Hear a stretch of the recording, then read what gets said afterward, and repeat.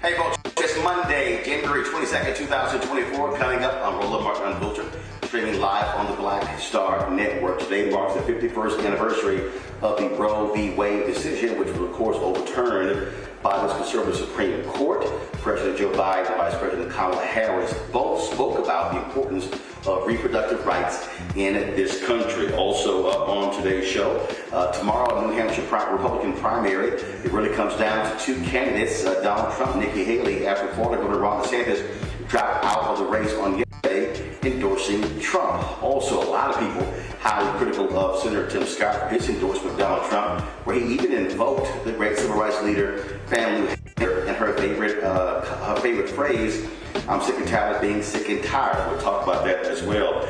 Also, the youngest child of Reverend Dr. Martin Luther King Jr. and Coretta Scott King has died. Dexter King passed away today at the age of 62 of prostate cancer. Also, 25,000 folks dead in Gaza as more pressure is put on Israel to call for a ceasefire in that region of the country. That and more today, folks, at Roll Up Martin Unfiltered, right here on the Black Star Network. Let's go.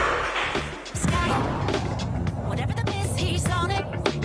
Whatever it is, he's got the scoop, the fact, the find. And when it breaks, he's right on time and it's rolling. Best believe he's knowing. Putting it down from sports to news to politics. With entertainment just for kicks, he's rolling. It's on go, roll, y'all. It's rolling Martin, rolling with rolling now. He's funk, he's fresh, he's real, the best, you know he's rolling Martin now.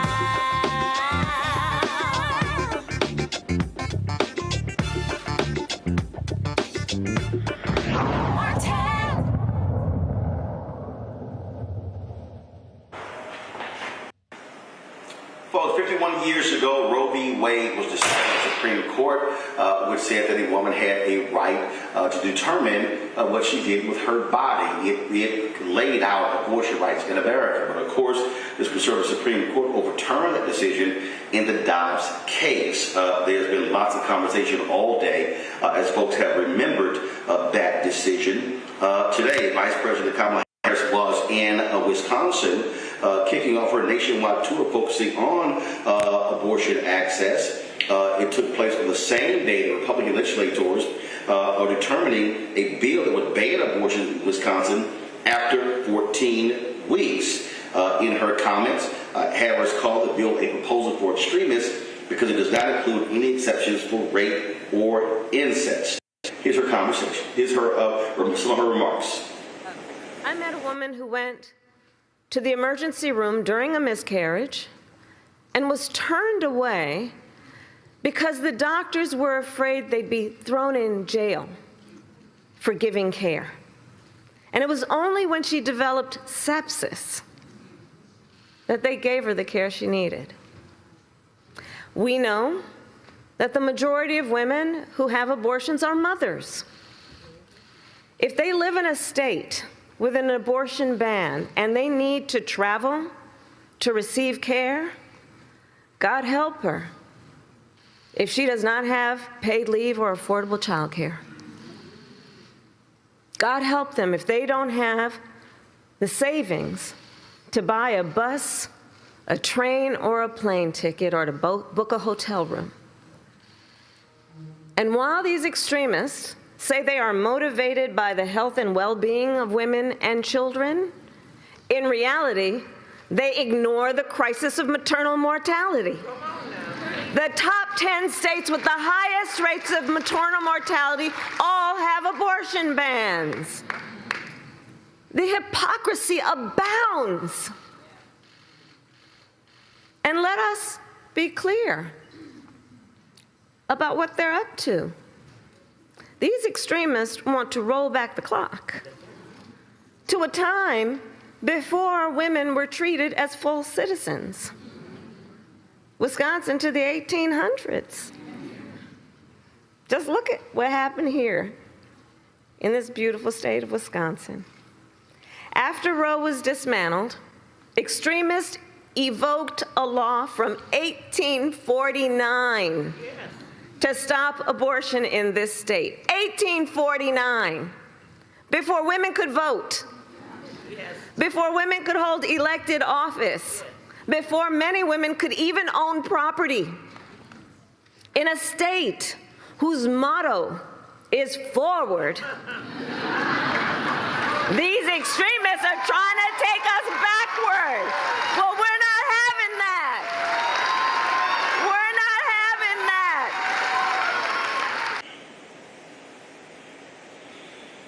All right, folks. Joining me right now is Dexter. She's a spokesperson for Planned Parenthood. She joins me from D.C. Glad to have you here on the show. We have seen how this issue remains potent when it comes to elections across this country. Even last week, Kayleigh McEnany on Fox News talked about how Republicans, conservatives, have lost every ballot measure. Do you see this as being strong in this 2024 election as it was in the 2022 midterms? Yes, we absolutely do. I mean, abortion is on the ballot in 2024. We have as many as 10 states that we voters to give enough signatures to qualify for the ballot, or legislatures have referred initiatives all to protect abortion access. And as you mentioned, in 2022 and in 2023 with Ohio, so far we've seen 7 abortion-related ballot measures all come out in the side of abortion rights. This is an issue that motivates voters. People care about this, and when you ask them directly, they will vote for their freedom every single time. And when you talk about for the freedom, again, we see significant numbers. We saw in Kansas, a lot of times called a red state. We saw it in Ohio as well. And you have Republicans who are desperately trying to keep this off of the ballot in November because they do not want to drive turnout in these 10 states. Yeah, that's absolutely right. I mean, that's why we talk about this as a democracy issue. We saw it in Ohio last year where the entire state government was against the ballot initiative there. They tried to do everything. They spread disinformation. They tried to have another election in August prior to the November election to make it even harder to get to the 50%, to get to 60% instead. And we're seeing those same tactics used in states like Montana, where the AG just, is trying to disqualify that effort there. In Florida, the AG is also trying to disqualify that effort, which has already gotten the number of signatures necessary. So this is really a democracy issue. They are trying to thwart democracy by targeting abortion rights, and this is going to have repercussions beyond just our reproductive freedom. Obviously, conservatives hold a 6-3 majority on the U.S. Supreme Court. You now have Republicans who are now trying to go after the abortion pill. Look, they're even talking about Clarence Thomas in the Dobbs decision, even talked about going after birth control. So this actually goes way beyond an anti-abortion agenda. It is a wholesale assault on reproductive rights.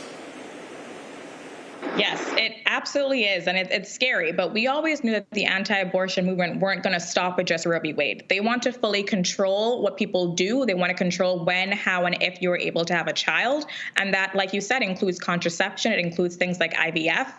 So people who want families, they're attacking their ability to do that, and of course, abortion. So we need to fight on all levers and really raise the alarm, because people, I think, did not really believe that Roe v. Wade was going to be overturned, and now they're not believing that they're coming for more than just abortion rights. They're coming for our ability to control our entire bodies, our lives, and our futures. One of the things that we're also looking at is obviously this impact on women voters, but also specifically Black women. What is Planned Parenthood's focus in terms of driving Black women to the polls, especially younger Black women, where President Joe Biden, Vice President Kamala Harris, looking at polling numbers, they are extremely soft. How are you going to message to them? How are you going to market to them? How are you going to focus on getting them to the polls? Yeah, no, absolutely. I mean, Black women are often the most impacted by these draconian policies. We know that. We've seen that in states across the country. And so they're a priority. And we also know that Black women are often the ones who save democracy. They're the ones that the Democratic Party relies on. But at the same time, they don't put in the effort to really cater to their needs and to center them when we talk about these issues. So at Planned Parenthood, that's something that we're working to do. We're working to center the voices of Black people. We're going to be launching a Black Health Equity Initiative very soon. So, Black women know that Planned Parenthood is a place where they can come and get their health care. And we're going to translate that support into voters, into people who can show up and vote for their rights at the ballot box in states across the country. Because you're right, Black women are going to be a critical piece of this. And it's important that we put them first, put people like me first in this fight, because we're the ones who are most impacted. And we're the ones who already have the hardest time getting the health care that we need, whether it's abortion care or something else. All right, then, Deontay Metzger. We sure appreciate it. Thanks a lot. Thank you. Folks, when we come back, we'll chat with our panel about this issue as well as other news of the day. You're watching Roland Martin Unfiltered right here on the Black Star Network. Back in a moment. Hatred on the streets, a horrific scene, a white nationalist rally that descended into deadly violence. White people are losing their damn minds. As an angry pro-Trump mob storms the U.S. Capitol, We're about to see the rise of what I call white minority resistance. We have seen white folks in this country who simply cannot tolerate black folks voting. I think what we're seeing is the inevitable result of violent denial. This is part of American history. Every time that people of color have made progress, whether real or symbolic, there has been what Carol Anderson at Emory University calls white rage as a backlash. This is the rise of the Proud Boys and the Boogaloo Boys. America, there's going to be more of this. Here's all the Proud Boys, guys. This country is getting increasingly racist in its behaviors and its attitudes because of the fear of white people. The fear that they're taking our jobs, they're taking our resources, they're taking our women. This is white fear.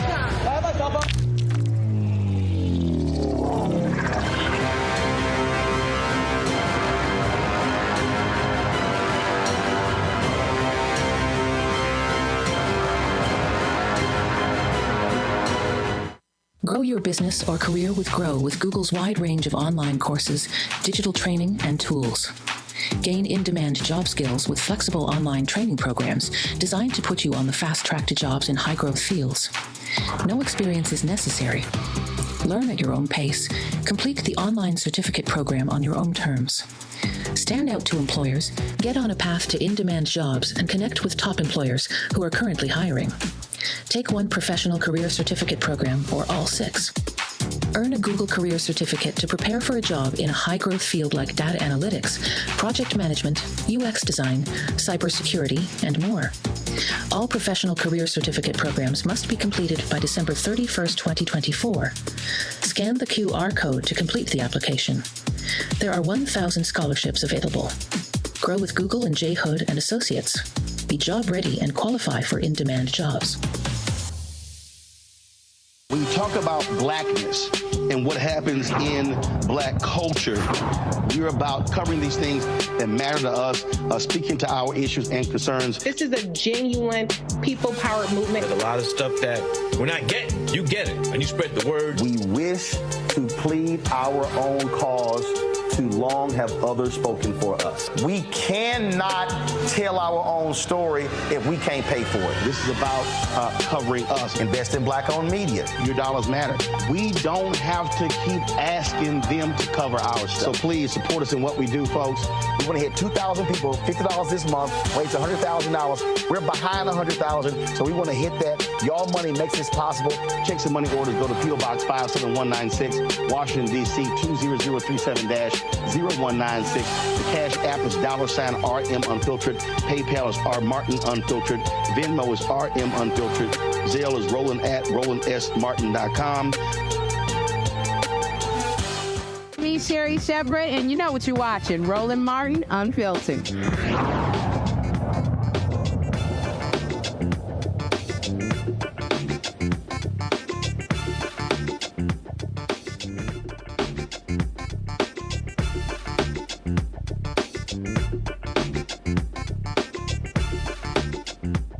let's go. All right, folks, welcome back to Rolling Unfiltered right here on the Black Star Network. My panel for today, Dr. Julianne Malveaux, economist, president emerita, Bennett College, author based out of Washington, D.C., Dr. Omokongo Dibinga, senior professorial lecturer, School of International Service, American University, also out of D.C., and former Georgia State Representative, Renita Shannon, joining us out of Atlanta. Glad to have all three of you here. Renita, I'll start with you. This issue of reproductive rights has been very successful for Democrats and progressives, where you have these ballot initiatives. The question is, does that then transcend? Do you believe that that is going to be just as effective in November in the presidential election, these critical U.S. Senate races? Democrats obviously are looking at losing the Senate seat in West Virginia. They're trying to hold on to Sherrod Brown's seat in Ohio, John Tester's seat in Montana. You've got a competitive seat in Nevada as well. So how do you see this issue being used as a major get-out-the-vote effort in November?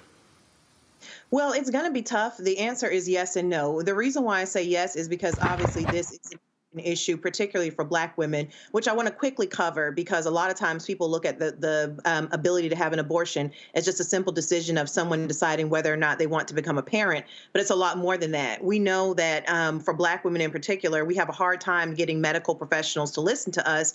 And so the more you restrict access to reproductive choices, including abortion, the data is clear that you increase maternal mortality. And as the vice president mentioned in her speech, you're putting doctors in a situation where they are having to risk being jailed or being fined or prosecuted by the state if they perform an abortion on someone. And so, this is a Black news show. I want to say, to Black women, think about that. We know that we do not get the same protections. People don't fight for us the way that they fight for white women. So when you're talking about having a doctor put their personal neck on the line in order to provide you care that could save your life, that is something that is unlikely. It's less likely to happen for Black women. Now, to answer, so that's why we actually need for abortion rights to be codified in law, because abortion is health care and it can make the difference between you saving your life and not saving your life. And we just can't put doctors in a position to where they will lose anything by providing you health care.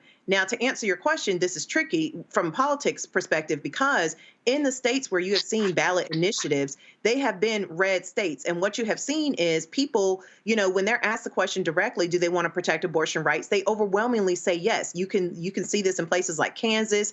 You can see it in places that you would think the answer would be no. But voters have said they want to protect abortion rights. But the problem is they then so they answer that question in a way that says yes, protect abortion rights. But they then follow up by continuing to vote for politicians who are anti-abortion. And so none of the leadership in any of those states have changed. They still have red, conservative, Republican leadership. We know these folks are anti-abortion. And so that is where it really gets tough to make this the complete leading issue. What needs to be done is this has to be a part of the issues that voters really see as important to come out. And I do think that the Biden administration also has to do some reckoning around what is their specific plan to protect abortion rights. Because we all remember that in the beginning of the president's term, we Democrats had both the presidency, the House, and the Senate, and nothing. And the Biden administration was not able to actually just pass law codifying abortion rights and reproductive freedom, which is what we need. So we need a specific plan as to what the president is going to do around that doesn't devolve into, well, Joe Manchin and Kyrsten Sinema won't let me touch the filibuster so I can move my agenda. Well, I'll be honest, Julianne. I don't think this was an issue in terms of Biden and Harris not being able to get it codified. Let me just be frank. I think the problem is progressives and Democrats never thought the Supreme Court was going to do this. Now, here's what's crazy to me. The right was saying and yelling, we're putting people who are very strongly anti-abortion on the Supreme Court. That was always their deal. And so when this happened, I'm looking at Democrats and progressives and I'm going, what do you think was going to happen? And there were people who literally said, we never thought this was going to happen. And I'm going, but they told you. So So it's sort of like, to me, it's crazy to listen to any Democrat say we're shocked this happened when they told you this is what they were going to do. You know, I don't think we took our eyes off the prize. As soon as even before those three justices, the 45 three justices were confirmed, who all perjured themselves in their confirmation hearings. But as soon as they were confirmed, we should have known this was going to happen. But, of course, they were asked by senators, what do you think about it? And they all just lied. They perjured themselves, but they'll never pay the penalty for that. And we knew that that's what they were going to do. It's not only that they perjured themselves and that they were on a mission. They were on a so-called pro-life mission, which was really an anti-woman mission. They were on that mission. Mission accomplished. They were able with Dobbs to overturn Roe, and this is a huge problem. Beyond that, what they've done is they've weaponized pregnancy. So in Ohio, Brittany Watts, African-American woman, pregnant, passing blood clots, was told she had to go to the hospital. The doctor could not help her. She went to the hospital. She was arrested. Now, all of this has gone away. She did have, the charges were thrown out. But just imagine that you're already losing your baby. You're already under distress. And then you're being charged as a criminal. This isn't the first time this kind of thing has happened. It happened, I remember writing about it in the early aughts, when women who were drug addicts and had asked for help were charged with delivering drugs to their fetuses. These people have fetishized fetuses. They literally have. And the challenge is that, as you say, progressive women, none of us thought this would ever happen. We didn't. And so we didn't think it was happen. We weren't ready for it. And what we ended up doing is allowing these folks to essentially deny us choice. And Renita is absolutely right about the ways that this hits Black women just more acutely. Wealthy white women, and all white women are wealthy, but wealthy white women, she's got protection. She's got a doctor. If it goes to the hospital, it's not going to be reported. You're talking about someone who might be going to a clinic or someplace else, and that's not all Black women either. Some Black women have means, but let's be clear. We are more likely to have this visited on us. We're more likely to have our pregnancies criminalized. We are more likely as Black women to suffer disproportionately because of a lack of choice. And, most of the women who have abortions are already mothers. They don't want to lose their children, but they have many reasons why they must. Oftentimes it is illness. Because again, Renita is absolutely right, and we see this in the case of someone like a Serena Williams, wealthy as she want to be, but not being heard in the point of pregnancy. So the whole thing it's like such a throwback. And Roland, I'm class of 74 undergrad. I had a classmate who self-aborted. I went to Boston College, which was a Catholic college. In 1971 or 2, this young lady basically self-aborted, and it was a horrible situation. Her life was saved by my mom, because they told me if I told it, I was a year younger than everybody, they were going to get me. So I called my mom like a big baby and said, "Mommy, I think she's going to die." She called the ambulance, and they came, and they did kick my butt because I told. But just imagine seeing blood seeping below the dorm door, just seeping out.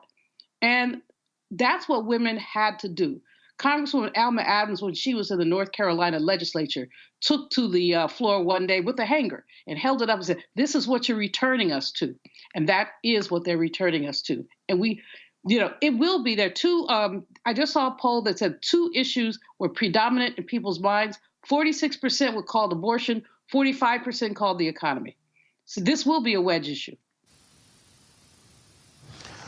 The thing here, if there is a lesson here, Omekongo, I really believe the lesson is for progressives, Democrats, liberals, is to understand this: the power of the courts. Yep. Conservatives always got it. They played long ball. We can go back, the decision by Ruth Bader Ginsburg not to step down when President Obama was there, she wanted to be replaced by a female president. She assumed, like many others, that Hillary Clinton was going to be that person. Didn't happen. You see, when Anthony Kennedy chose to step down under Trump, handpicked his replacement, Brett Kavanaugh. What I'm saying is you have conservative groups that are focused, laser-like focus on putting anti-abortion conservative judges, mostly white males, on the federal bench. You simply do not have the same level of intensity on the left, on the Democratic side. And let's also be honest, this was not a concern of President Barack Obama. It was not a concern of his chief of staff, Rahm Emanuel. This president, I fundamentally believe, has prioritized federal judges even more so than Obama did when he was president. And I think Democrats are now playing in a defensive posture because they now realize they screwed up by not making the courts a top priority. Oh, absolutely. And let's add Mitch McConnell's shenanigans, this, outright lying about elections being too close and then doing the same thing as related to Amy Coney Barrett and all of that, and denying Merrick Garland an opportunity to be on the court as well. So we can go down that list. And you're absolutely right. People who identify as liberals, progressives, and the like, we have to get more militant in the work that we're doing. Look, after Roe v. Wade was passed 51 years ago, every single year after or shortly after, people who are anti-abortion would meet on Capitol Hill and have protests on the lawn every year, nonstop, for the next 40 plus years. Whether it was 10 folks gathering or hundreds, thousands, they never stopped. Their efforts to get rid of Roe v. Wade started the day after it was passed. And that's what people who identify as Democrats and liberals and progressives have to do now. The fight has to be daily because it's going to take another generation or two before we can get a switch, if it's going to come down to the Supreme Court. Once again, if we don't get the House back and everything and have opportunities to codify it, but we have to have that same fervor. We can talk about that as it relates to voting rights as well. All of this time, Democrats, Republicans, liberals, and the like, waiting to fall in love with the right person, waiting for this and that. Republicans fall in line. Not to mention these judges, they were not picked by Trump. They were given to him by the conservative organizations. These are the people that we want. Where's our list? Where's our organization that's saying to Biden, this is who you're going to get, or this is who we want? Everything that they've done to get rid of Roe v. Wade, we should be mimicking times 10 in order to bring it back, because you're right, it has not been prioritized. And on some levels, we could have the same conversation about what happened with voting rights as well. But I'm glad, the only thing that makes me satisfied about Trump just taking the primaries early is that it gives the Biden administration an opportunity now to start going hard and putting what Trump did, what the Supreme Court has done, in the face of everybody, because it's going to take this amount of time to really remind people of the dangers of what's going to happen if he comes back in, given the assault that we already have on women's reproductive freedoms. And as it has been said, abortion isn't just about a quote unquote, procedure. This is actual health care on so many levels, and people getting arrested. Andy Bashir, had that ad with the 12-year-old girl talking about what happened to her after she was raped.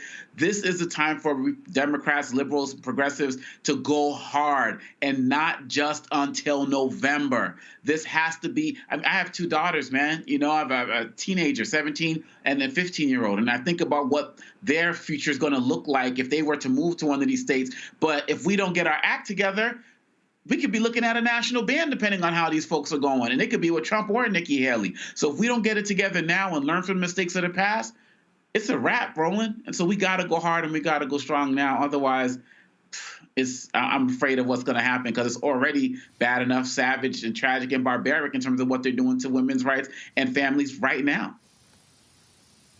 I'll say this before I go to break. That is, I think what has to happen is Democrats, progressives have to understand, when we talk about the power of the courts, it also goes beyond the federal level. This is where focusing on district attorneys, focusing on the judges who are elected statewide, All of those things absolutely matter. All right, folks, got to go to a break. We'll be right back right here on Roland Martin Unfiltered on the Black Star Network. Be sure to support us in what we do by joining our Bring the Funk fan club. Your dollars make it possible for us to do what we do, to cover the stories that we do every single day on this show and on the network. Send your check and money order to P.O. Box 57196, Washington, D.C., 20037-0196. Cash App, $RM Unfiltered, PayPal, R Martin Unfiltered. Venmo is RM Unfiltered. Zelle, Roland at RolandSMartin.com, Roland at RolandMartinUnfiltered.com.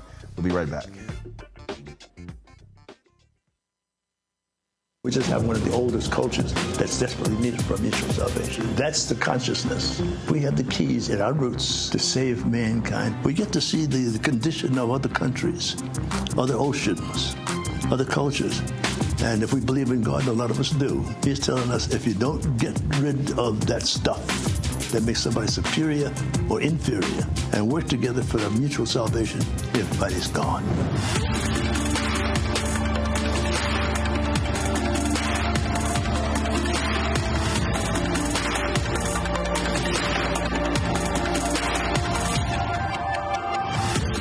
Next on The Frequency, we're talking about racism. My guest, Danica Moore, comes on to discuss her fight against racism that she and her daughter face. The thing about racism, you can't outrun it, you can't control it, you can't predict when it's going to happen to you or your seed. She's also going to give us solutions on how to handle the situation.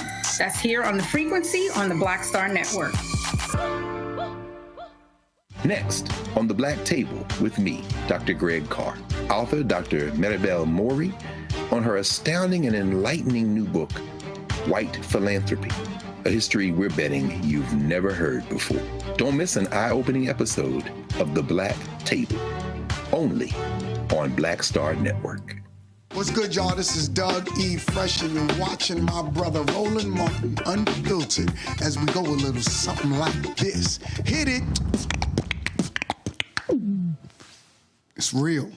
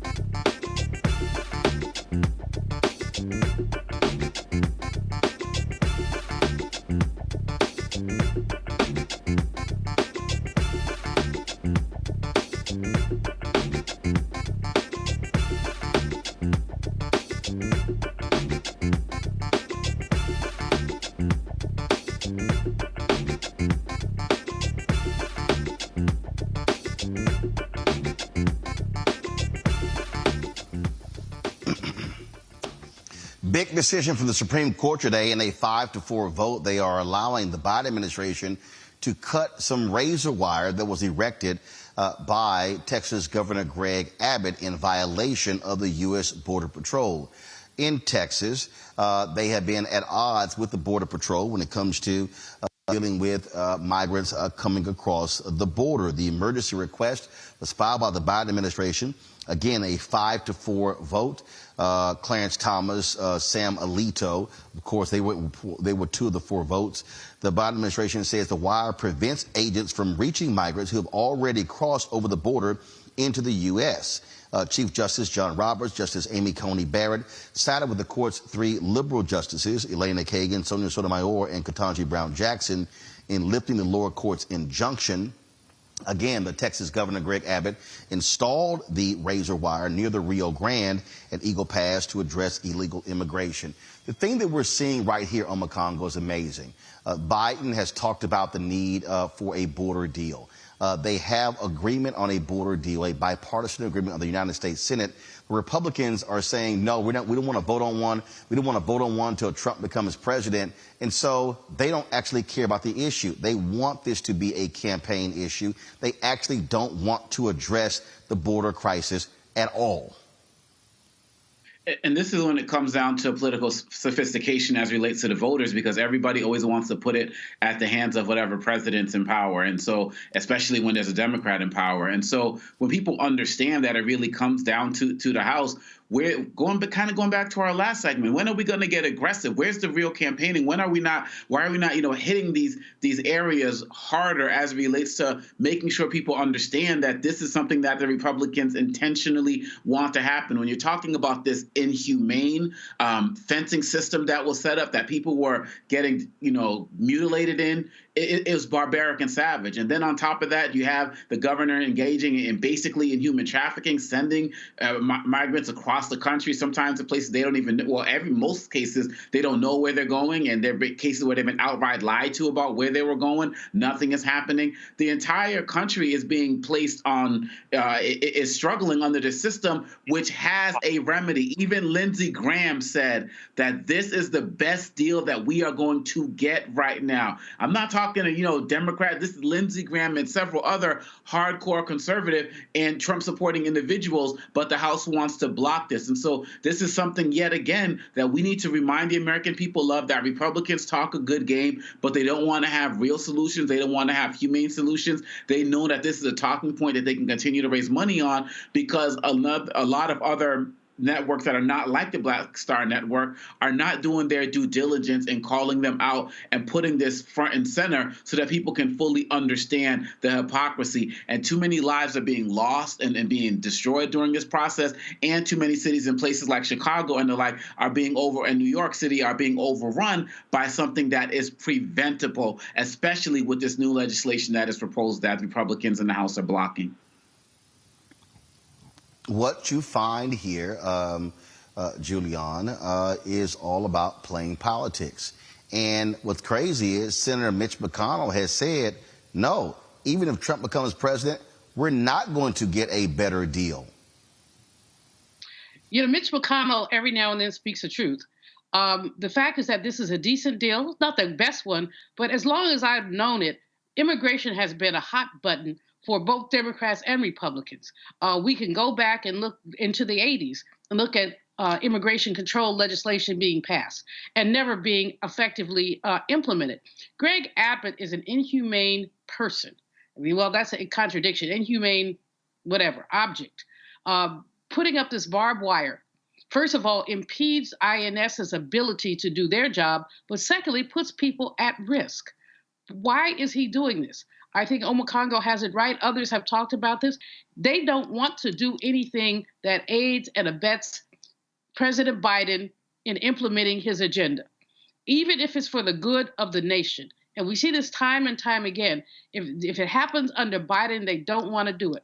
That's why they pushed back the budget agreement. They pushed back to March. Well, pushing it back to March isn't going to change anything if they want to basically stop social benefits is what they want to do. That little slice of Republicans, those the Marjorie Taylor Greens of the world, I forget what they call themselves. I guess I call them fools, but there must be another name for them.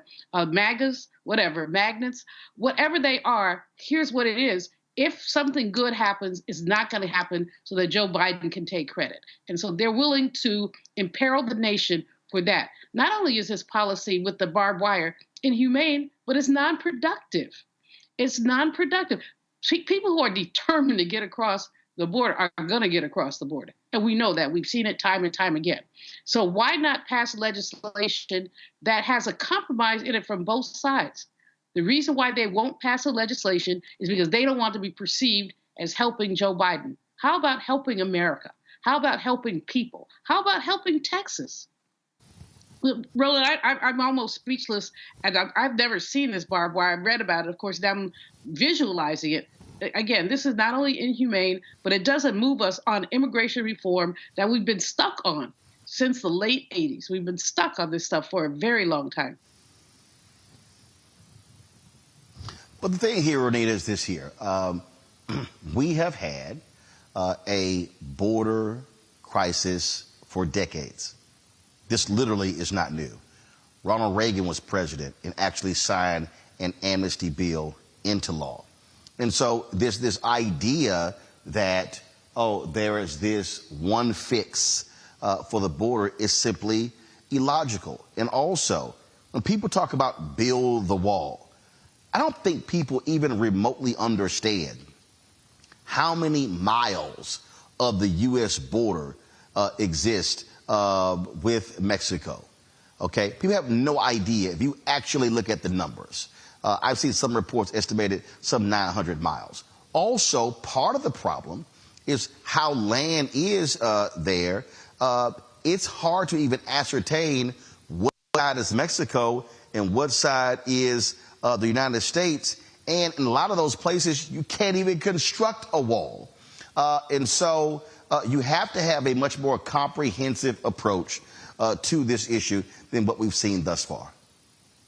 You absolutely do have to have a more comprehensive approach, and that is really what is going to solve both illegal immigration as well as what we're seeing where governors like Abbott are taking upon themselves to come up with the most inhumane solutions like this barbed wire in order to make it so difficult for people to cross that they literally are risking their lives in order to get here. And so the reason that we have illegal immigration is because we don't have a legitimate system where people can actually go through some type of process that is timely and that makes sense and doesn't cost them a fortune with no results in order to gain access to the country. And so I do think that, you know, again, and I'm going to keep saying this because facts are a stubborn thing. The Biden administration needs to articulate to the public what they are going to do as far as the big moves on immigration, because like you mentioned, immigration has been a topic that is longstanding.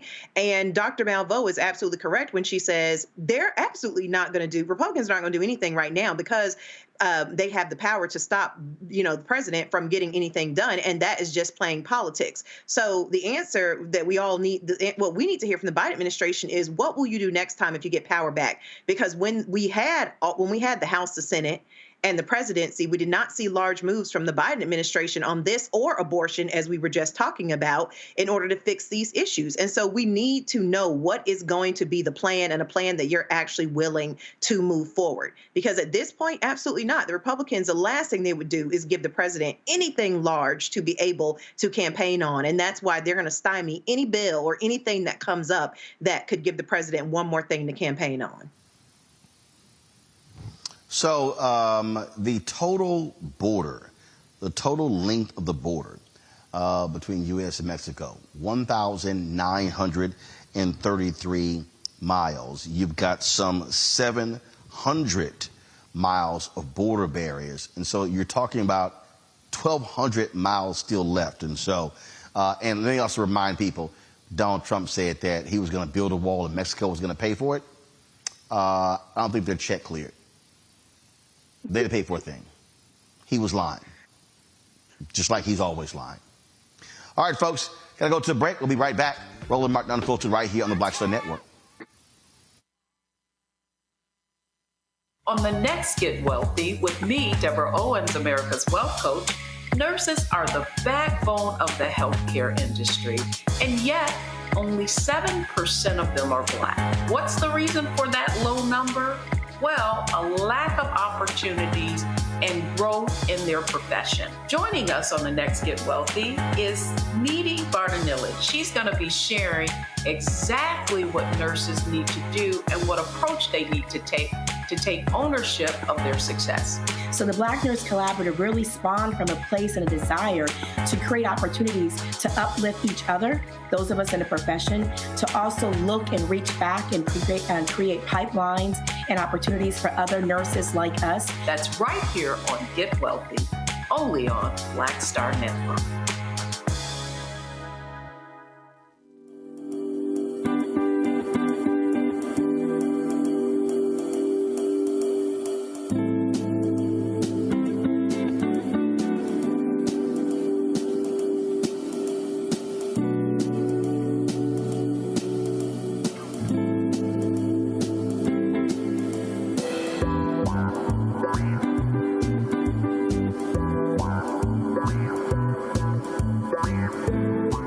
John Murray, the executive producer of the new Sherry Shepherd Talk Show. You're watching Roland Martin Unfiltered.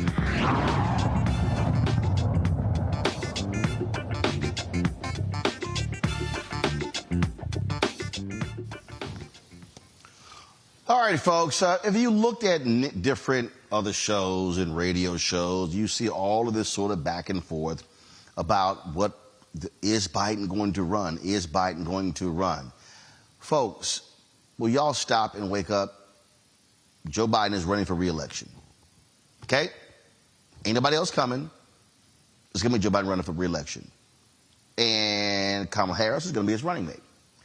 I don't understand, Amakongo, why people keep insisting on having these fake conversations, because they are going to be the Democratic nominees. That's who's on the ballot. People also, I don't think, even remotely understand what it requires to even get access to the ballot. And so it ain't changing. It's going to be those two. So I say, Democrats, shut up, stop wasting time with the conversation, and just recognize that's who is going to be, that's what it's going to boil down to. Deal with it. I mean, come on. I mean, like, get in line and get with the program. I mean, while at the same time this is happening, Roland, Republicans are falling, tripping over themselves, lining up behind Trump. Burgum, Scott, all of these guys. And I do believe that if when Nikki Haley drops out, she's going to end up endorsing him too. They don't care. They are falling in line. All the people who condemn them and critique them, with the exception of Christie, this is what they're doing. And on top of that, we have to understand that you got this no-name party out there, no labels party out there, I should say, that's looking for a third-party candidate that's also going to play spoiler in some way, shape, or form. And maybe it'll be spoiler for Biden or Trump, depending on who the candidate is. But Democrats need to come to the reality that nothing's going to change. Biden is our nominee. I mean, like you said, what else do you need? They're putting out campaign ads. I'm Joe Biden. I approve these messages. All these ads that are trolling Trump, some incredible ads, I must say. Look at Vice President Harris today in terms of her comments there. They're acting, walking, talking like political candidates, like Democrat candidates for president. If we don't start getting in line now and start playing these games, because we're still acting like it's all good, like they're like, Trump maybe he can't win. The longer we take to get on board with Biden and his agenda, and again, of course, as challenge it, critique it, that's what we do, and that's what I mean. But when it comes down to it, man, it really comes down to not comparing him to the almighty, but like he says, comparing him to the alternative. And in this election, democracy is on the line in every way, shape, and form. So all of y'all who just think that it's going to be somebody else, I don't know who y'all are talking about. But this is reality check time. This is gut check time, because the Republicans, they are only getting, we can call Trump everything we want, but they are getting stronger as a party right now as they start to gather around Trump for their nominee. And we need to stop playing these games before it's too late. And oh my God, Renita, I really wish these idiots would stop. These idiots on the Fox News and other places, that idiot Roger Stone, oh my goodness, the plan is to slap Michelle Obama. I keep telling these people, I've heard it come out of her mouth. Michelle Obama hates politics. She ain't running for nothing, and is definitely not going to be president. It's pretty obvious that the former first lady hated politics because she was it seemed like she only talked when she really needed to talk. You can tell she's somebody who did not really particularly enjoy politics. And I think even since President Obama left the presidency, I think that we've even gotten quotes from Michelle saying that, you know, there was a lot she resents that there was a lot she couldn't say when President Obama was president. So, I mean, this is definitely not a person who is itching to get into politics. But beyond that, I think that this is just really a case of misinformation, disinformation meant to sow, to mess with the votes on the left. Because, you know, at the end of the day, I firmly believe that anyone who wants to run has the right to run, but there is nothing to indicate that President Biden is not going to run for re-election. He's already started running. I mean, he's literally setting up apparatuses in different states. He's already contacted people in Georgia to get his campaign going. So, I mean, he's already running. So I don't understand putting out information saying that he's not going to run for re-election unless your intention is to create a bunch of chaos and put rumors out there that will confuse the voters and make voters think that we're in a precarious situation as far as whether or not President Biden is going to run for re-election. Like, he's definitely running. And I think anybody who says that there's a question of whether or not he will run is someone who is literally trying to use mis and disinformation in order to mess with the vote. And this right here, Julian, is game on. I mean, right now it's game on. Let's be perfectly clear, okay? You got the New Hampshire primary tomorrow. DeSantis has dropped out. Nikki Haley's in the race. Trump is going to demolish her. This is going to be a race between Trump and Biden. And people need to understand, stop this wishful thinking, oh, like there is this candidate out there who's just going to swoop into the race. That ain't happening. And so accept it for what it is, and now let's focus on winning. That really should be the mentality. You know, Roland, Democrats don't learn. I mean, we had this kind of inter-party BS in 2016. People couldn't vote for Hillary because they didn't like her. People, people were looking for plastic Jesus. In other words, a magic candidate. Well, there's not going to be one. And there's not going to be one this time around either. It is Trump and Biden. Trump and Biden, that's what it is. And the age difference is not significant. Nikki Haley is running around talking about age. She says the American people don't want a rematch. Well, that's what they're going to get.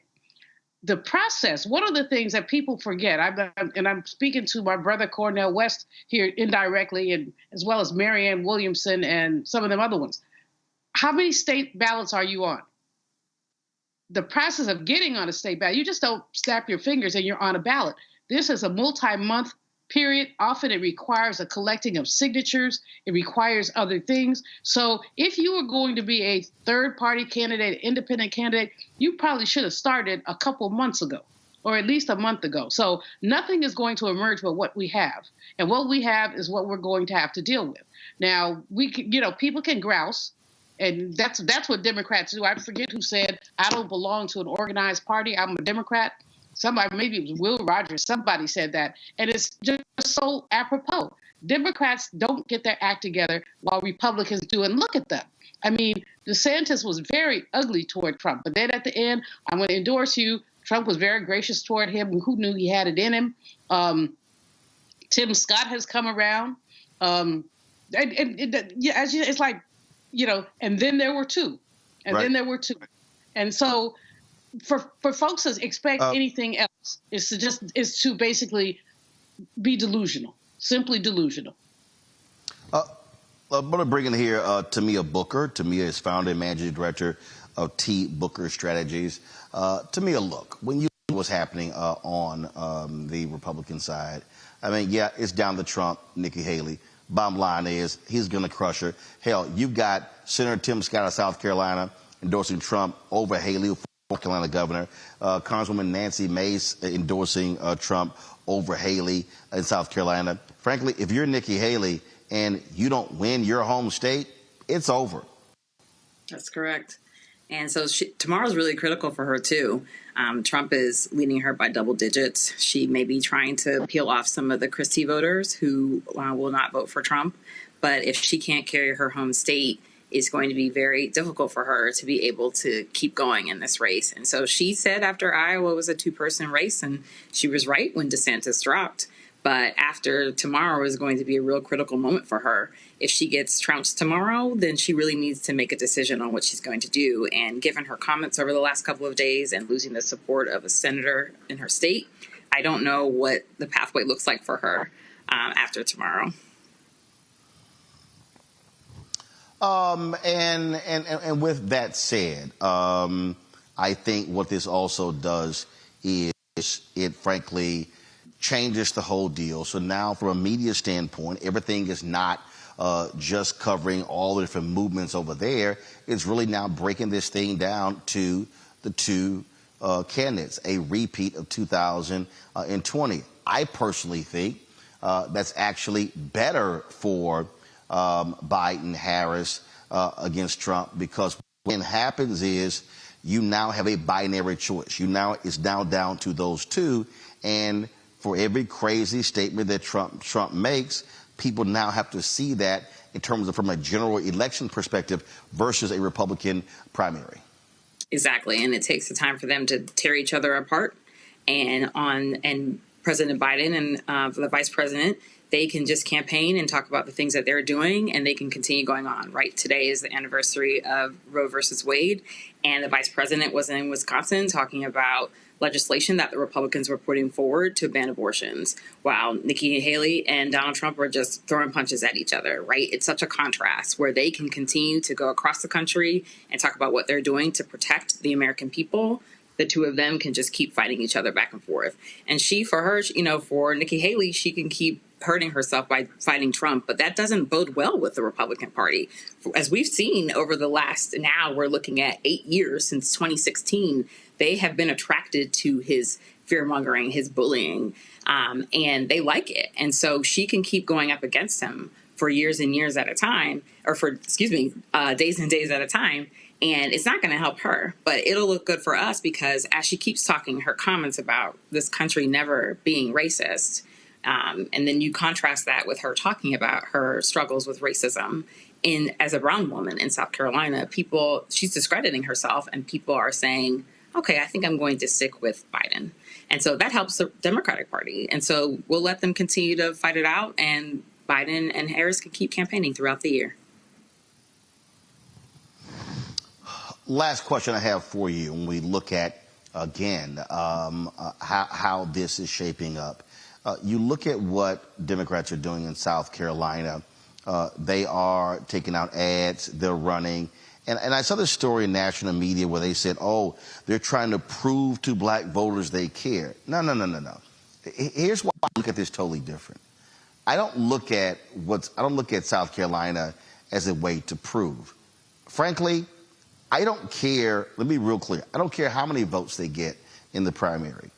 I think the focus has to be on the midterms. And I think people are also making a mistake when they say, oh, the money they're spending in South Carolina is wasted money.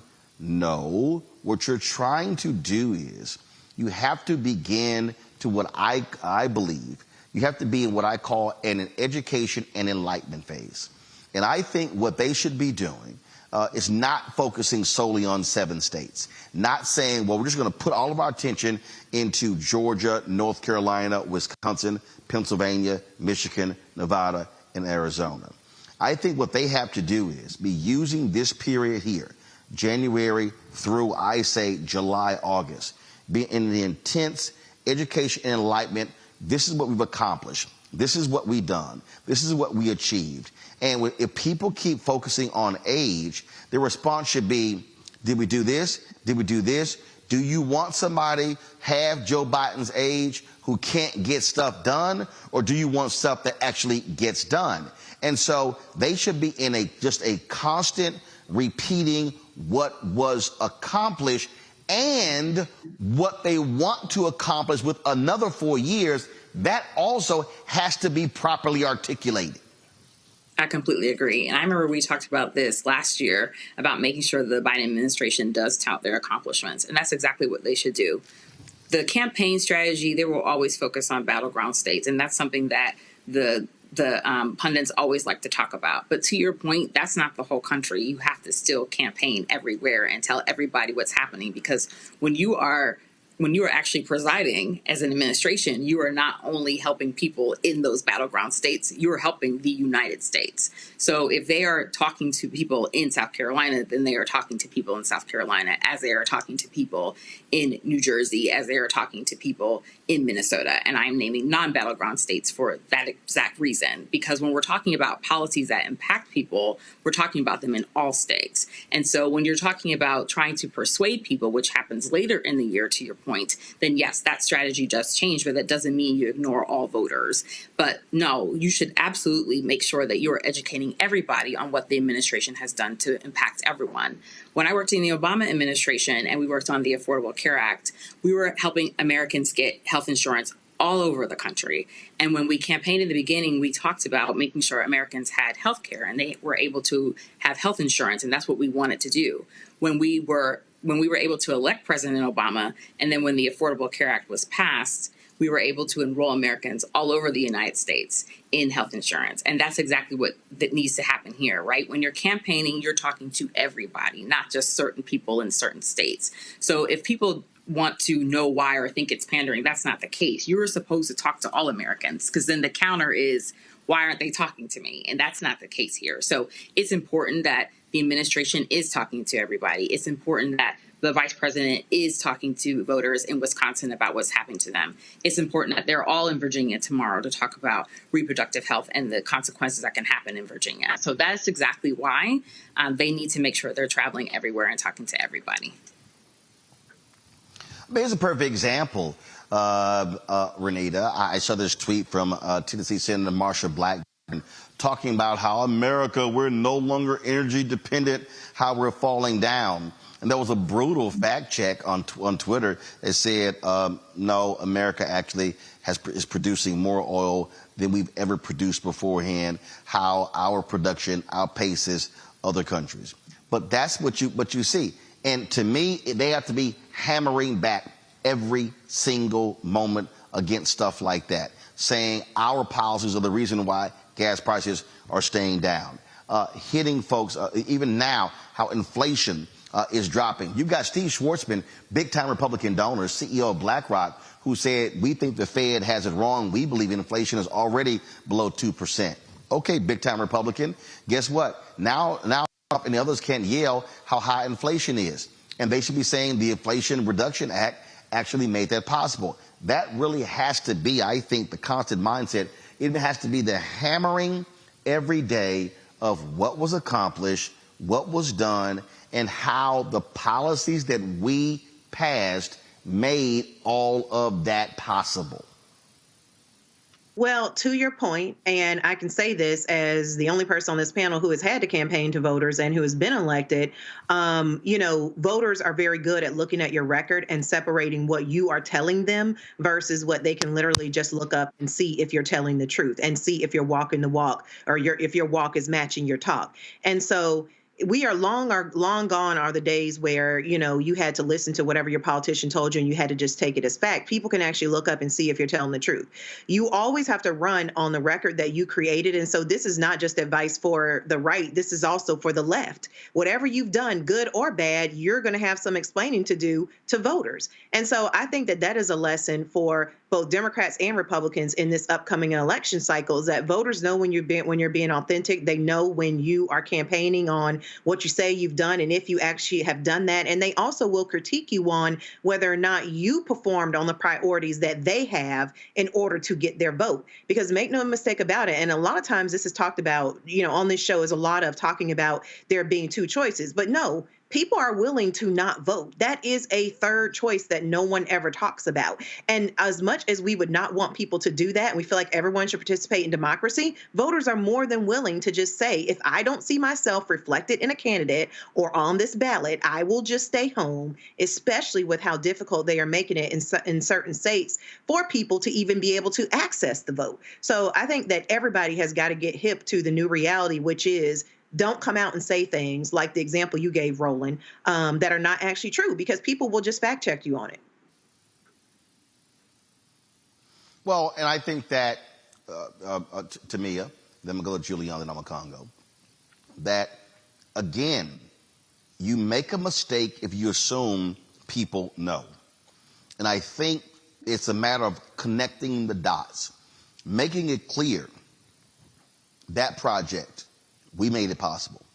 That project, we made it possible. That bridge you travel over every single day that has been repaired, our dollars made that possible. You have to take ownership. You have to brag. Frankly, you got to do what Trump did. He took credit for crap he didn't even do. They can take credit, and they've got the record to back it up. I just don't think Democrats are forceful enough to do that. I mean, even before Donald Trump, there was a thing we called in Texas Graham standing, where Senator Phil Graham would vote against bills, yet when the thing was passed, would issue a press release outing the money that was coming to Texas. And he voted against the thing. And so you got to, look, yeah, own the bad stuff, but guess what? If I did some good stuff, I'm telling everybody what I did. Exactly. And I think Republicans in Congress just did that last year with the Inflation Reduction Act. They were out here saying that they voted for it when most of them voted against it. So I think that you're right. It's very important that we take credit when we do great things, and Democrats need to do more of that. And I think we tend to say that we did something and move on to the next thing and get right back to work, but not really own that and remind people everyone is busy and operating in their silos sometimes, but it's really connecting those dots. Like you said, brag here, connect the bridge, connect the student loan forgiveness, connect all of those things, connect the voting rights, connect the abortion protections, connect all of that and say it over and over again. What I learned when I was first in politics as super effective is that when you're trying to get people to vote for you, or you're trying to get people to just go out and vote, when they're annoyed because they've heard it enough and they're like, I've heard it, I got it, it's election day is this date and I have to go here, that's when you know you've done a good job, because they feel saturated to the point that they've got it, it's off the top of their head and they know what to do. And we need to implement those exact same strategies when it comes to talking about what the administration has done for people in their neighborhoods and in different communities, because people need to actually know what has happened. And to your point, Trump made sure he held up a lot of things to make sure that he was able to take credit for the things that he said that he did, even though he didn't do that. And this administration needs to do the same thing. Julian. Yeah, fully agree with everyone who's talked about beating the horse, just beating it again and again and again. I think one of the biggest flaws of the White House communications team is that they really don't push it out there as hard and as frequently as they should. So that I talk to young people who don't get, I mean, I talked to a little brother a couple days ago. He says, well, Biden didn't do student loan forgiveness.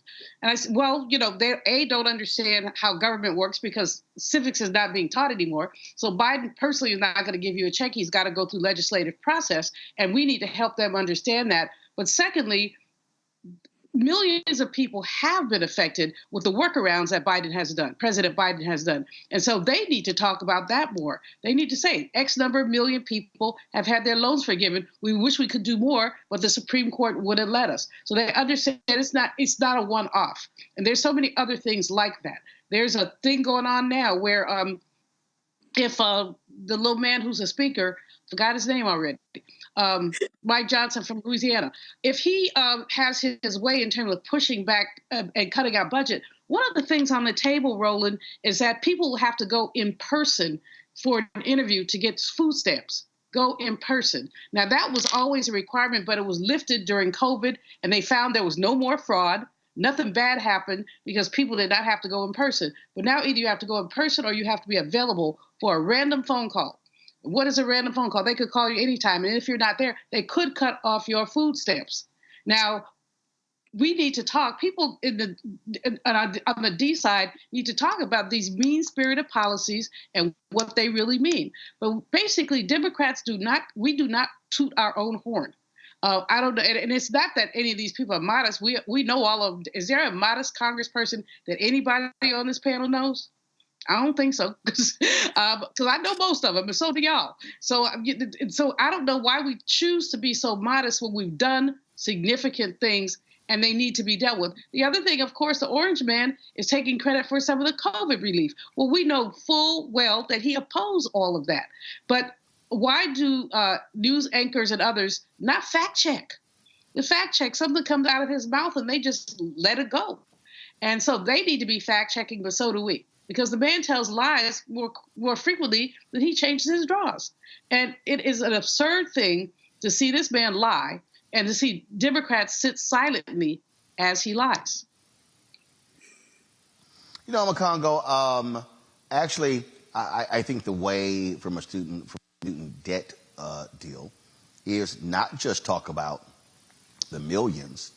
I think, and again, to me, that this is an ad. This is on social. Here's how you do it. You literally have the person stand there and they say, Joe Biden, thank you. Mm-hmm. Next one, Kamala Harris, thank you. Next one, President Biden, thank you. Next one, Vice President Harris, thank you. And you see the person, you see their name, you see how much student loan debt was forgiven. And all of a sudden, and you drop it. My whole deal is I ain't speaking nowhere unless I got 5 people sitting in the audience who had their student loan debt canceled. We're talking about 3.9 million Americans, $140 billion.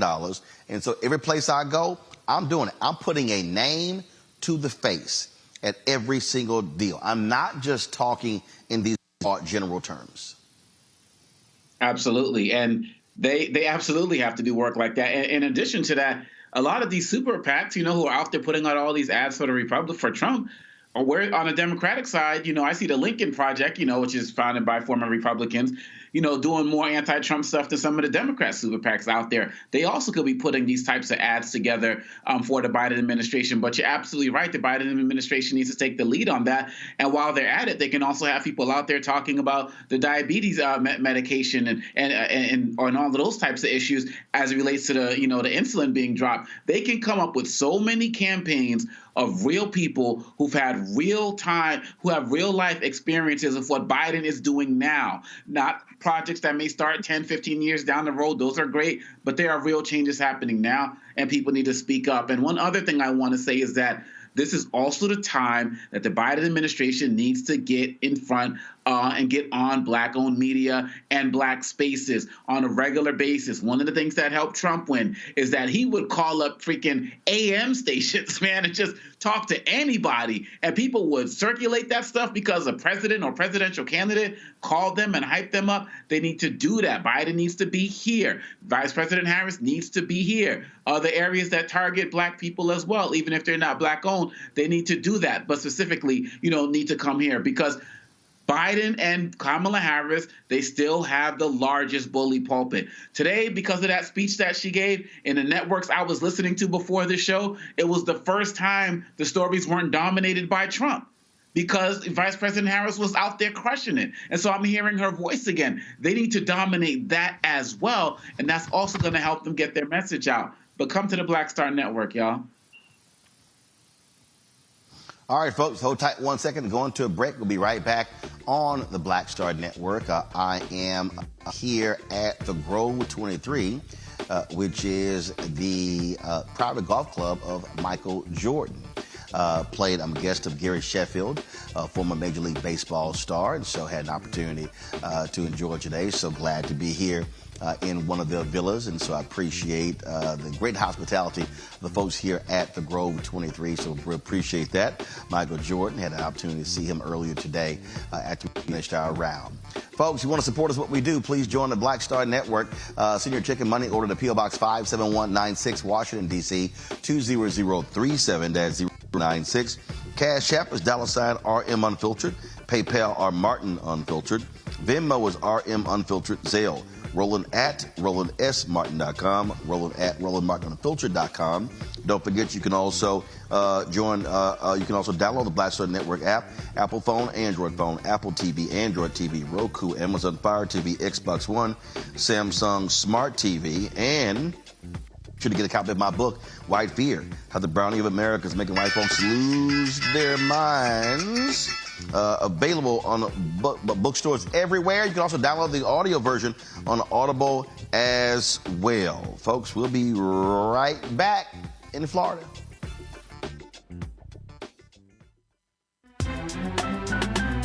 I'm Faraji Muhammad, live from LA. And this is The Culture. The Culture is a two-way conversation. You and me. We talk about the stories, politics, the good, the bad, and the downright ugly. So join our community every day at 3 p.m. Eastern and let your voice be heard. Hey, we're all in this together. So let's talk about it and see what kind of trouble we can get into. It's The Culture. Weekdays at 3, only on the Black Star Network. On a next, A Balanced Life with me, Dr. Jackie, we talk about a hard, cold fact. Not all healthcare is created equal in this country, especially if you're a person of color. So many of us, Black families, we rely upon each other heavily. A lot of us aren't necessarily sure how to best communicate with our healthcare providers. How to take charge and balance the scales. Your life may depend on it. That's next on A Balanced Life on Black Star Network. We just have one of the oldest cultures that's desperately needed for mutual salvation. That's the consciousness. We have the keys in our roots to save mankind. We get to see the condition of other countries, other oceans, other cultures. And if we believe in God, a lot of us do, He's telling us if you don't get rid of that stuff that makes somebody superior or inferior and work together for the mutual salvation, everybody's gone.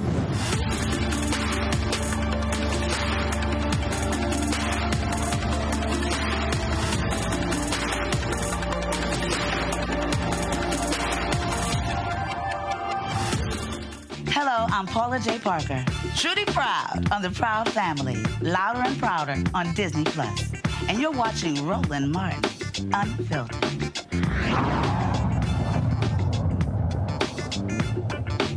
I got it?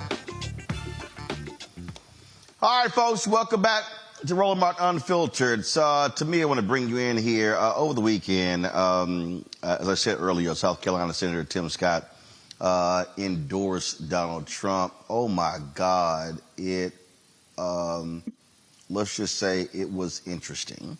But one of the things that he did was he invoked the phrase that we often associate with Fan Lou Hamer, I'm sick and tired of being sick and tired. Some people ripped him for trying to sound like a Baptist preacher in endorsing Trump. I've never seen, I mean, let's be clear.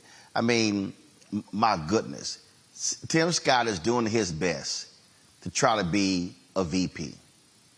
What do you make of how he has comported himself since dropping the race? That's exactly what I was going to say. I mean, that's exactly what he's doing. He's trying to be vice president, and it couldn't be clearer. The stuff coming out of his mouth is unbelievable. He's just really been a true disappointment over the years, if I'm being honest. And the way that he, you know, I worked in the Senate, and the way it started working with him and, you know, the things that he wanted to work with on civil rights and helping black people to the way he is now talking about Trump and talking about the country not being racist and quoting the quotes that he uses. It's just, when you watch someone just completely change because they want leadership and power, it's disheartening and frustrating, and it's sad to see. And so hearing that and watching it, I couldn't stomach it anymore. And you're exactly right. He wants to be vice president. And please, I'm begging people, please vote for Biden and Harris. I really don't want to see it next year. I really don't. I can't say it any other way than that, to be honest. Renita, what did you make of the speed of Senator Tim Scott?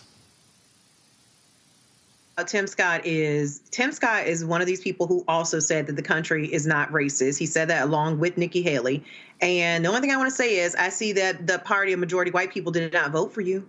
So, I mean, at the end of the day, Tim Scott is somebody who I think should have been a really good test as to whether or not black folks can find something for themselves in the Republican Party, because he's already a U.S. senator. And so unlike the other people who previously ran for president on the Republican side, they had never been elected to anything, which makes things, it does make things harder a lot of times. Not that it's impossible. Obviously, we saw that Trump got elected, but I'm speaking about the Herman Cains of the world and other people who did not have infrastructure on their side as far as like political infrastructure. They didn't have a record that they could run on. They really had nothing except asking voters just to trust them. Tim Scott has, all the things that I just mentioned, and he still was not able to do well in the primary. So I just think it's very interesting. Lord, if y'all want to hear somebody sell their soul, watch this. We need a president who will close our southern border today. We need Donald Trump. We need a president. We need a president who will unite our country. We need Donald Trump. We need a president who will protect your Social Security and my mama's Social Security. We need Donald Trump. We need a president today who will stop the crime and recklessness in the streets. We need a president who will restore law and order. We need Donald Trump. Oh, we need a president who will lower our taxes and not raise our taxes. We need a president like Donald Trump. We need a president who understands the American people are sick and tired. Oh, my. Sick and tired of being. Go ahead. Hold up. Go ahead and play, because I got tired of hearing it. I didn't want to cut it off, but go ahead and play that last part right there again. Because if y'all sound, Tim, what you trying to do? Tim, really, what you trying to do? We need a president who will lower our taxes and not raise our taxes. We need a president like Donald Trump.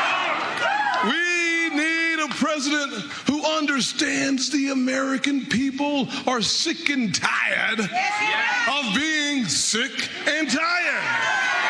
We need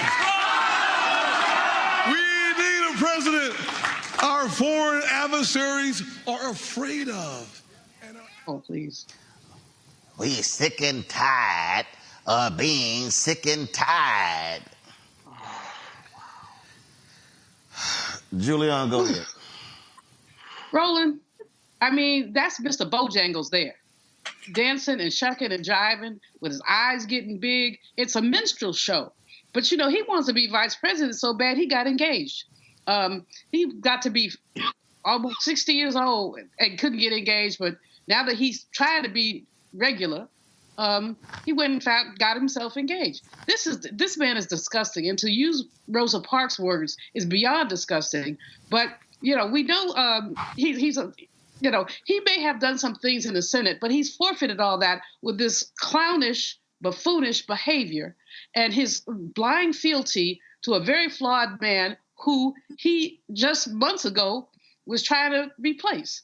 Now he sees a lane to become vice president, but I would love for him to be the vice president nominee so that Kamala Harris could take him and just wipe the floor with him. And when she got finished wiping the floor, she could clean the windows with him, because he just is, this is just an absurdity. But you know what? He has figured out how to, first of all, when he announced that he was running for president, I told someone, if I had $1 for every time he said God, I would have myself a nice meal at the Four Seasons somewhere. because he acted like God was about to be his running mate. So at least this mess, he didn't invoke so much God, but he invoked a lot of nonsense. And we know, this is how we know Tim Scott. We know that he's blindly ambitious. We know that he has Republican fealty. And we know that he clearly does not have good sense. And he shows us that every time he opens his mouth. That was disgusting. I had to just sit here and laugh at McCongo watching that. First of all, trying to sit here and talk. Anybody on McCongo who gives a speech and says Donald Trump is going to unite the country, they got to be high. They got to be high. They got to be delusional. They got to be on something. I mean, I've never seen a more opportunistic politician with no chance of rising anywhere beyond being a senator. I mean, it was embarrassing, but I mean, not really. I guess embarrassing can't be the word, because this is just who he is. I mean, he's always been somebody who's been conniving and will kiss the butt of whoever he needs to try to get to the next level. I do believe, however, that because of how powerful the issues of, and I don't know if this Booker disagrees, but because of how powerful the issues of abortion are and what's going on relating to that, I think that Donald Trump is going to pick a female as his vice presidential candidate, because I think that having two men out there who are speaking against women's rights are going to hurt the party even more. And so I think he's going to have a woman who's going to get up there and talk about being, quote unquote, pro-life and all of this other type of stuff to try to minimize some of the things that Vice President Harris is saying, or at least have two women go at it. And so I think, Tim Scott's time has truly passed. And I don't believe that the Republican Party is ever going to embrace him or Ramaswamy or any of these guys in any way, shape, or form. This MAGA crowd, they have decided that they want it to be white and male at the top, and as well as in the VP race. And so this is not, I don't know, Tim Scott just looks so out of place, man. He sounds out of place. He looks out of place. And they just look at him as a joke. And so now that, Donald Trump could basically say, I got my other African-American right now. Where's my African-American like he did before? It's right here with Tim Scott. And Tim Scott is just disgraceful. And to disrespect the legacy of Fannie Lou Hamer like that, no respect, no love, but we didn't have any for you anyway. And of course, getting engaged over the weekend. Too late, bro. Too late. They already were questioning whether you were gay during the primary. And he had to actually come and roll his girlfriend out. So, yeah, that's a little too late. Tamia, we appreciate it. Thanks a lot. Thank you for having me. Always a pleasure. All right, folks, got to go to a break. We'll be right back. Roland Martin Unfiltered on the Black Star Network. Hatred on the streets, a horrific scene, a white nationalist rally that descended into deadly violence. White people are losing their damn minds. As an angry pro-Trump mob storms the U.S. Capitol, we're about to see the rise of what I call white minority resistance. We have seen white folks in this country who simply cannot tolerate black folks voting. I think what we're seeing is the inevitable result of violent denial. This is part of American history. Every time that people of color have made progress, whether real or symbolic, there has been what Carol Anderson at Emory University calls white rage as a backlash. This is the rise of the Proud Boys and the Boogaloo Boys. America, there's going to be more of this. Here's all the Proud Boys, guys. This country is getting increasingly racist in its behaviors and its attitudes because of the fear of white people. The fear that they're taking our jobs, they're taking our resources, they're taking our women. This is white fear.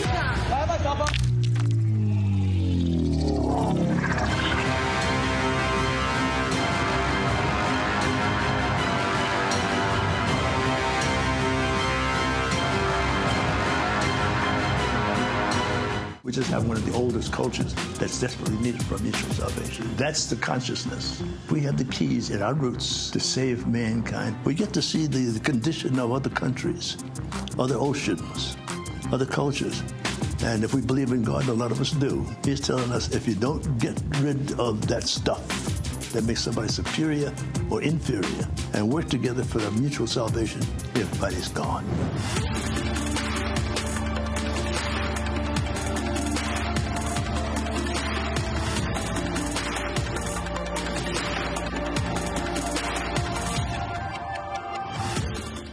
Hi, I am Tommy Davidson. I play Oscar on Proud Family, Louder and Prouder. I don't play Sammy, but I could. Or I don't play Obama, but I could. I don't do Stallone, but I could do all that. And I am here with Roland Martin on Unfiltered.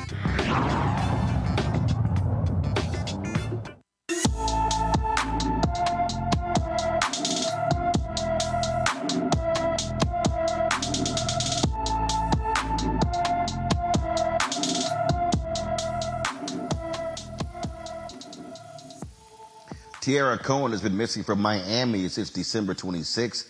The 17-year-old is 5 feet 1 inches tall, weighs 120 pounds, with black hair and brown eyes. Anyone with information about Tiara Cohen is urged to call the Miami, Florida Police Department at 305-579-6111, 305-579-6111.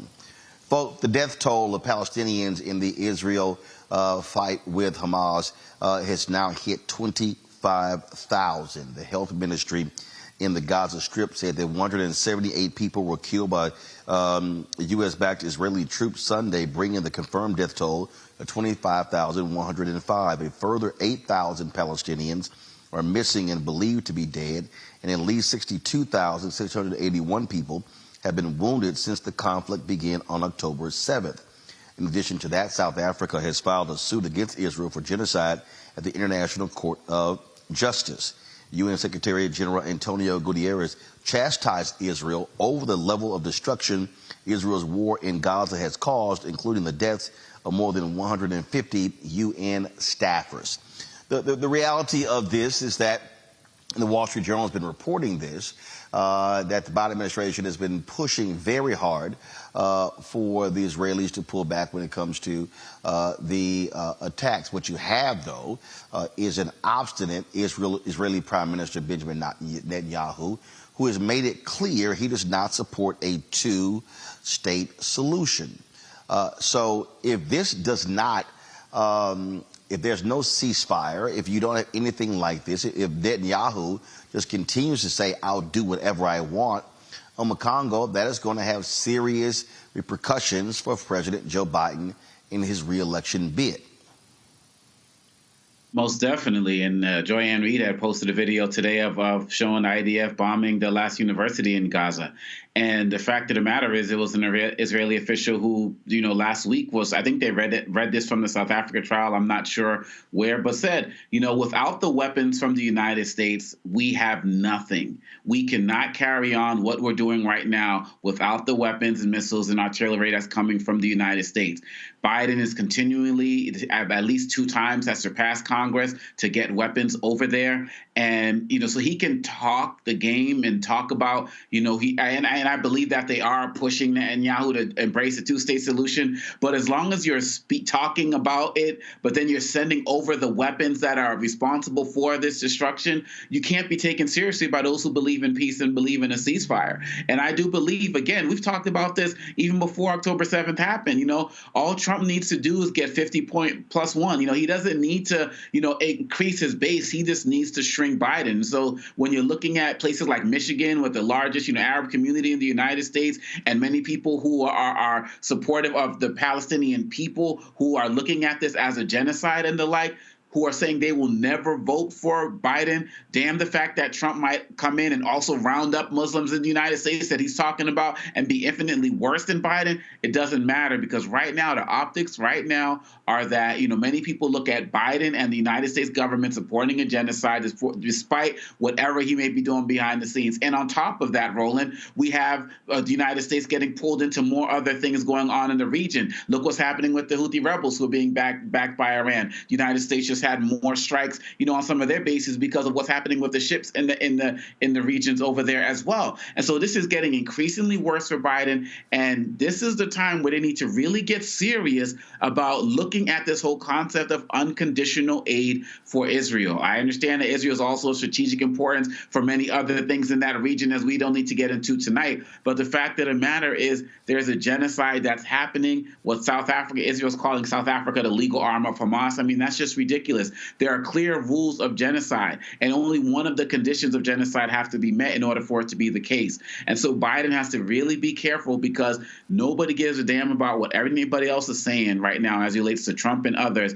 People are looking at the Biden administration. He went over there and gave Netanyahu the big hug and everything as supporting what they are looking at as genocide. And this can really, really hurt him with some voters who are already skeptical about him or just believe that he's responsible for the human rights violations. And Netanyahu, he just wants to keep power. He doesn't care about the Israeli people. He doesn't care about the hostages. This is not about the Jewish people. This is about him trying to keep himself out of jail once all of this stuff finally ends and he's no longer in power. I don't believe this is about protecting the Jewish people in any way, shape, or form. I believe he wanted this war, and he got a little bit more than he bargained for. He didn't expect what happened on October 7th to go down the way it did, as horrific as that was.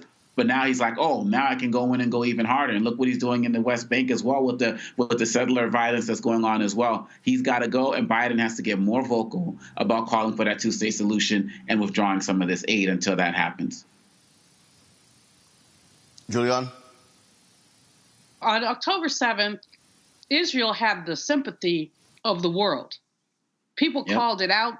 It was the obligatory statement. We had condemned the October 7th. But now, what is the ratio? What's appropriate here? 12 to 1,400 Israelis were killed, but now we're talking about 25,000 Palestinians. So what's the ratio? Is it, 20 to 1? I mean, we're hitting on that. And that's just absurd. Netanyahu, Obakongo is absolutely right. Netanyahu isn't about anybody but Netanyahu. He didn't want to go to jail. Wish we could find him and Trump some majority jail cells, but that's another story. But he doesn't want to go to jail. He doesn't want this to be over. And let's not forget the role that Israel played in the creation of Hamas. So they created their own monster, their own enemy. But the world is peeling away, looking at this and saying, this is unacceptable. Bombing a university, bombing hospitals, bombing schools, telling people you're in the South, go south, and then when you get south, we're going to bomb the refugee camp. So it's almost like people cannot win in this situation, or the Palestinian people cannot win. And President Biden, I just saw something on television. They were saying these are U.S. bombs that are being used. So we might as well have bombed Gaza. We, the United States, might as well have bombed Gaza. So if I were Palestinian, well, I'll vote for any. I'm yellow dog Democrat, so I would vote. But I mean, if this is that important, there's so many people I know who will not vote. So especially younger Palestinians who will not vote, and others who are looking at this. This is a horrible human rights violation, series of violations, and nobody will put the brakes on Netanyahu. But we must. Will there be any place left for people to go? Who will make them whole? Will there be reparations? I mean, there are a series of questions that need to be asked, and the two-state solution with obviously massive help for rebuilding. But a two-state solution is the only solution that is tenable. Rita? Yeah, this is really devastating what's happening in Gaza, because before October 7th, Gaza had a population of about 2 million. And of that 2 million, over 50% of the population was under the age of 20. So what you're mostly seeing is the bombing of essentially children. And so that's why the president has got a tough road here as it relates to re-election, because, people are looking at this, seeing our resources go to bombing children. And in addition, the president is saying, oh, well, I'm putting a lot of pressure on Israel to, do a ceasefire. No, you're not. You're sending them resources. And this goes back to what I've been saying over and over again, which is people can fact check and tell if what you are campaigning on is not what you're actually doing. Twice now, the president has gone around Congress in order to get resources to Israel. I only wish that he would have bent over backwards the way he's bending over to pass his agenda, which is what people voted for. The reason why people voted for him. I wish he had worked this hard as he's worked to get resources to Israel to bomb children on the stuff that we wanted. And so this is just another area where the president really needs to just level with the voters and say, and get serious about making sure that his actions match his words. Because at the end of the day, like I said before, the question is not going to be so much, are Democrats going to go over and vote for Trump? It's going to be whether or not people are just going to vote at all, because every voter has a list of priorities of how they determine if they're going to vote and who they will vote for. And for some, this may not be the top issue on their list as to whether or not they will vote. But for people of all ages who are Muslim, I am hearing Muslim voters say left and right, and it's not just the young people. And people who are not Muslim, they are saying left and right, I will not vote because I am not going to be able to get past the fact that my money went to the genocide of my people. And can you fault them for saying that? I mean, every voter has to set their priorities, and everyone has a line of what a person can do before they say, I'm not voting for that person. And it just feels like every day the Biden administration is waking up and not learning and not realizing that they are frequently crossing that line that makes people say, I'm not going to give you my vote. Folks, hold tight 1 second. Going to a quick break. We come back. One of the children of the Reverend Dr. Martin Luther King Jr. and Coretta Scott King has passed away. Dexter King died of prostate cancer. We'll talk about that next right here on Roland Martin Unfiltered on the Black Star Network. Next on The Black Table with me, Dr. Greg Carr, author Dr. Maribel Mori, on her astounding and enlightening new book, White Philanthropy, a history we're betting you've never heard before. Don't miss an eye-opening episode of The Black Table, only on Black Star Network. When you talk about blackness and what happens in black culture, we're about covering these things that matter to us, speaking to our issues and concerns. This is a genuine people-powered movement. There's a lot of stuff that we're not getting. You get it, and you spread the word. We wish to plead our own cause to long have others spoken for us. We cannot tell our own story if we can't pay for it. This is about covering us. Invest in black-owned media. Your dollars matter. We don't have to keep asking them to cover our stuff. So please support us in what we do, folks. We want to hit 2,000 people, $50 this month, raise $100,000. We're behind $100,000, so we want to hit that. Y'all money makes this possible. Checks and money orders go to P.O. Box 57196, Washington, D.C. 20037-0196. The Cash App is $RM Unfiltered. PayPal is R Martin Unfiltered. Venmo is RM Unfiltered. Zelle is Roland@RolandSMartin.com. Hey, what's up? It's Sammy Roman. Hey, it's John Murray, the executive producer of the new Sherry Shepherd Talk Show. It's me, Sherry Shepherd, and you know what you're watching, Roland Martin Unfiltered.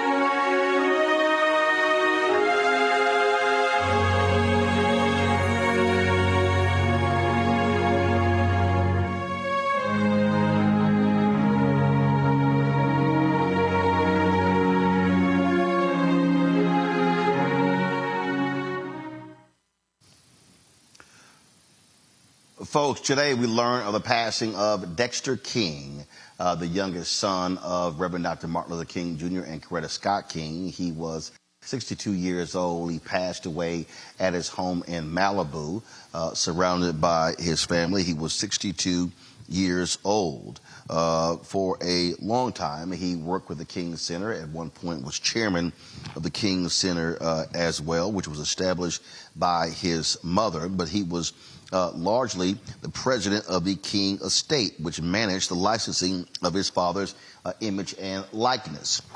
Out of all of the children, he had, of course, an uncanny, look, so much resembling his father. But the reality is, he was not necessarily as involvement in the movement as his siblings. The eldest daughter, Yolanda, she passed away several years ago. Ironically, when she showed up at Dexter's home, she collapsed there in the doorway. His brother, Martin Luther King III, as well as sister, Reverend Bernice King, have continued to be very vocal, very out front, very involved. But Dexter's focus largely was running the King Estate. What is interesting is that when you think about his legacy, part of that includes the back and forth fights among the siblings, suing his brothers and sisters when it came to control over the estate. Now, Coretta Scott King made Bernice King the executor of her estate. Dexter was the executor of the MOK estate, and at one point he even sued his sister, Reverend Bernice King, when it came to some letters Dr. King wrote to his wife, Coretta Scott King. The thing here, Julian, is again, here was a family that had to deal with their father's assassination at the age of 39. Them learning about him being murdered on television before their mother could even tell them. And so Dexter was not someone who was always out there. In fact, the last time I saw him, which was one of the very rare times I actually came across him, was at the 50th anniversary of the March on Washington for Jobs and Freedom. And many people were surprised when he made an appearance in the nation's capital, the Lincoln Memorial, on that day. You know, first of all, you have to wonder, as you say, about the trauma that these people experience, these siblings experience, the enormous trauma of having their dad assassinated, learning about it on television, and how it affected them, as well as their relationships with each other and their relationships with the world. How did they process this, and what did it mean? And so, whatever else we say, we have to just have enormous sympathy and understanding. The children of Dr. King, the children of Brother Malcolm, the impact of that kind of assassination, and what does it do to you? Secondly, I mean, he did good work. He was not the civil rights leader that his dad or his brother or his sisters were. They were far more active in the movement than he was, but everybody doesn't have to be out front. Everybody doesn't have to take to the mic. Sometimes people do make a difference in a very quiet way. I know that Coretta loved all of her children intensely, cared deeply for them, and wished them all good things in life. And 62 is a very young age to go.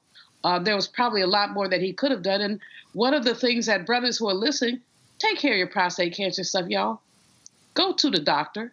A lot of brothers don't like to go to the doctor. Nothing bad is going to happen to you if you go to the doctor. If you don't, something bad certainly will happen to you. I'm not saying that's the case in his case, but I'm just saying this may be a reminder to African-American men how important their health is and what they must do to stay around long enough to make a difference, another difference, a better difference. Renita, he was named after Dexter Avenue Baptist Church, where Dr. King pastored in Montgomery.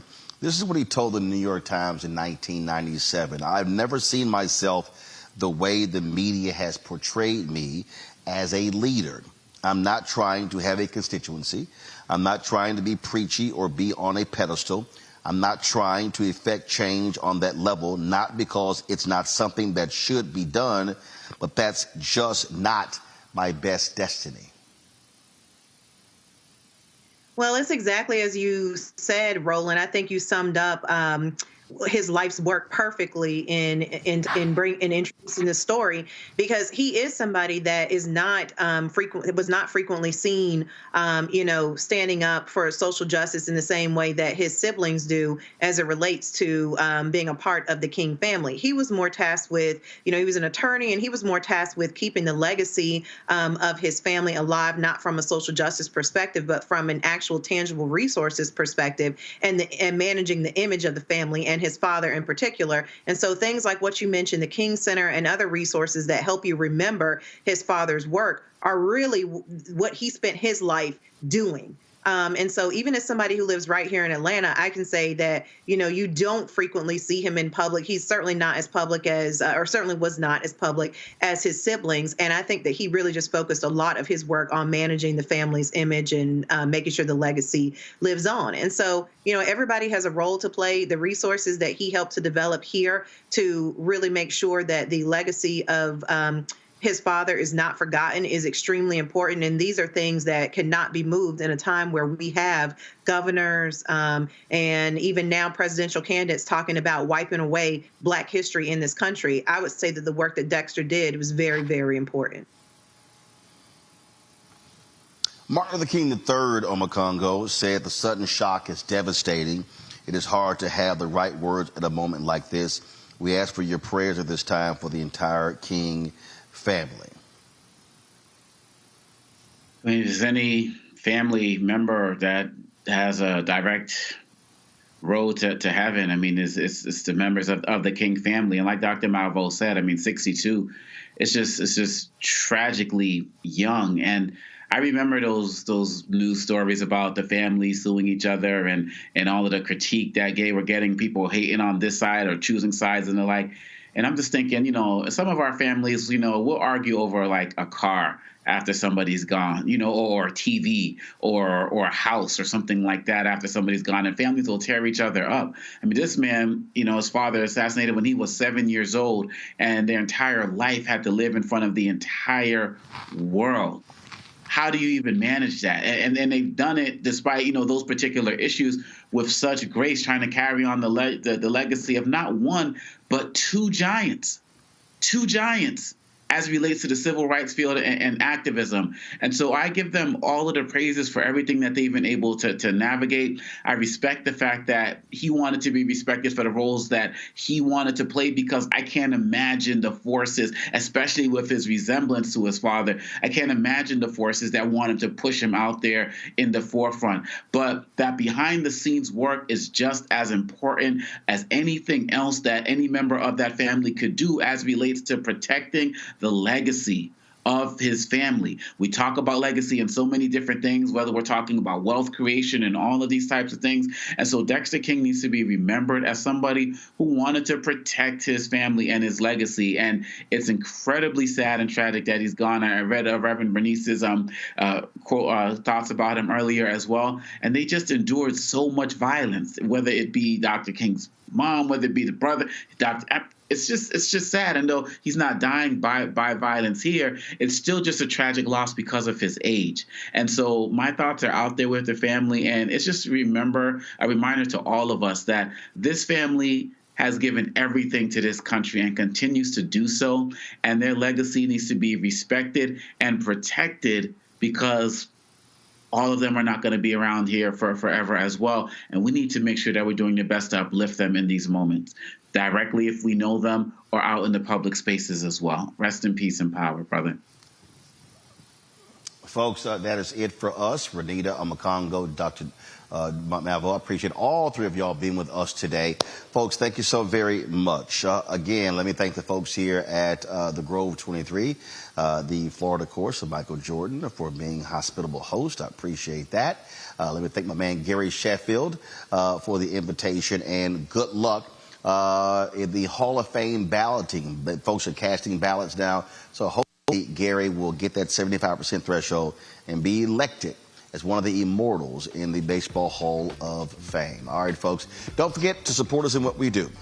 You can support us by joining our Bring the Funk fan club. Your contributions are critically important for us to do the work that we do. The goal is to get 20,000 of our fans contributing at least $50 each over the course of the year. That's $4.19 a month, 13 cents a day.